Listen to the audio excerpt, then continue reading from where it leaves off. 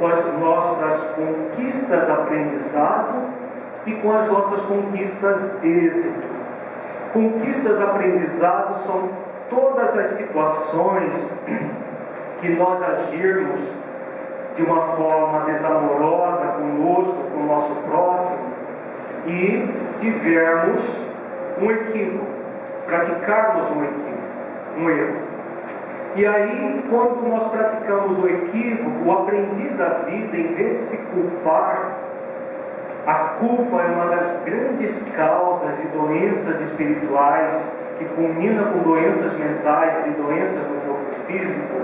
O aprendiz, em vez de se culpar, ele assume a responsabilidade pelo erro, se arrepende de tê-lo cometido, reflete sobre aquele erro para aprender com ele, evitar repeti-lo e repará-lo quantas vezes forem necessárias. Então, é essa condição do aprendiz quando ele erra. Ele vai aprender desenvolvendo aquilo que nós chamamos de conquistas aprendizado. Quando ele acerta, ele tem uma conquista êxito.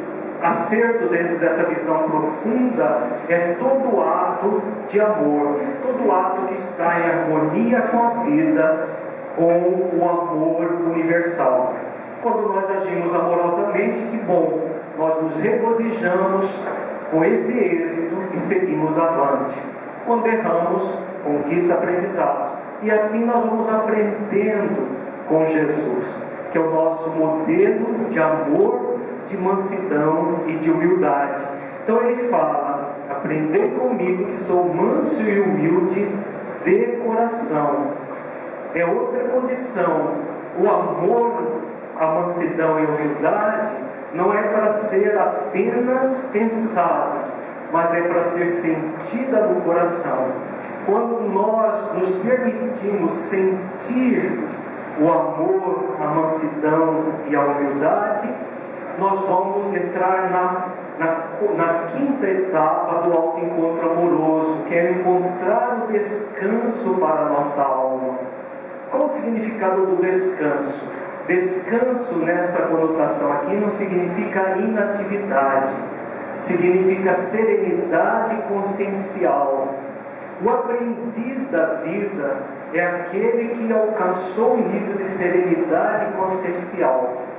Não é aquela pessoa que alcançou o nível da perfeição, que nós estamos muito distantes disso, mas a pessoa que alcançou o nível de serenidade. O que é a serenidade? A serenidade consciencial é um estado em que a pessoa nem se culpa mais, nem se desculpa mais. Porque nós temos muito forte duas polaridades em nós: a culpa e a desculpa. A culpa é quando a pessoa exige de si mesma, por orgulho e rebeldia, uma perfeição que ela ainda não pode ter. Então a pessoa se torna perfeccionista.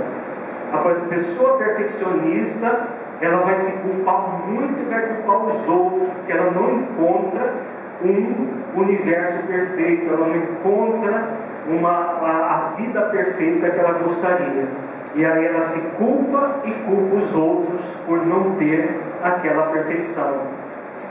Normalmente nós oscilamos como um pêndulo do relógio, uma hora na culpa, outra hora na desculpa. O perfeccionista também culpa muito os outros e se desculpa pelos erros praticados também.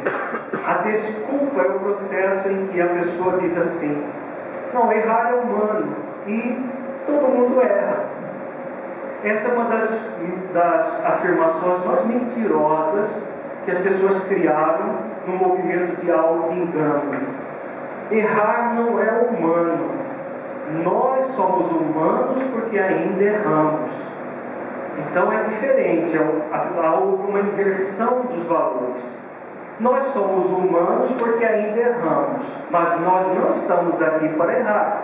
Nós estamos aqui para aprender a acertar, para aprender as lições de amor que a vida nos oferece. porque a nossa destinação não é a humanidade, é a angelitude. É o que nos reporta a resposta da questão 540 do Livro dos Espíritos. Que a evolução começa no átomo e termina no anjo, que começou pelo átomo, simbolizando que toda evolução começa no reino mineral, passa pelo vegetal, animal, até chegar no hominal, que nós estamos, e depois do hominal tem mais um reino, que é o angelical. Então todos nós temos um compromisso conosco de desenvolver em nós a angelitude. Então não é cabível nem a culpa nem a desculpa. A culpa é a autoexigência, a desculpa é auto-irresponsabilidade. A pessoa se torna irresponsável pelos seus atos, como se fosse possível a pessoa se desculpar simplesmente não assumindo a responsabilidade pelos seus atos. A culpa é uma falsa responsabilidade, porque a culpa a pessoa fica patinando no mesmo lugar sem sair do local onde ela se encontra. A ação responsável, sim, é um mecanismo da vida que facilita o processo de realmente aprender. E nesse processo de aprendizado, dessa forma, nós vamos encontrar o descanso para a alma, fazendo exercícios para saber, sentir e vivenciar a verdade. A partir desse processo em que nós entramos verdadeiramente num movimento de aprendizado constante, nós vamos criar em nossa vida o chamado jugo suave e o fardo leve, que é a sexta etapa desse autoencontro amoroso, em que a pessoa alcança um nível de suavidade e de leveza na vida. Ela não se tornou uma pessoa perfeita, ela traz ainda em si mesma várias dificuldades, várias limitações a serem transformadas, mas ela não se limita às limitações. Ela busca fazer com que as limitações sejam transformadas em oportunidades de crescimento interior. Então a pessoa, ela vai realizando cada vez mais o jugo suave e o fardo leve, tornando a sua vida cada vez mais repleta de sentido, cada vez mais saudável. E é isso tudo que na questão do 115 do Livro dos Espíritos, onde Kardec pergunta aos benfeitores da humanidade: dois espíritos, uns terão sido criados bons e outros maus? E a resposta é uma das mais profundas do Livro dos Espíritos. Os benfeitores respondem que Deus criou todos os espíritos simples e ignorantes, isto é, sem saber. A cada um deu determinada missão, com o fim de esclarecê-los e de os fazer chegar progressivamente à perfeição, pelo conhecimento da verdade, para aproximá-los de si. Nesta perfeição é que eles encontram a pura e eterna felicidade.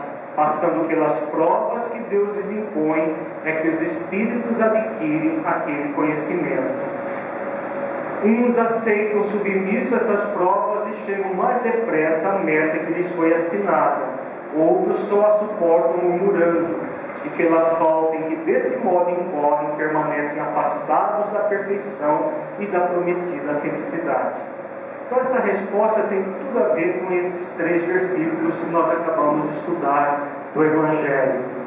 Quando os benfeitores dizem que todos nós somos criados simples e ignorantes, e cada um de nós tem um compromisso conosco de tomar conhecimento da verdade, e para que a partir desse conhecimento da verdade e a internalização dessa verdade nós nos aproximemos de Deus, nós temos esse compromisso quando Jesus fala: aprendei comigo que sou manso e humilde de coração.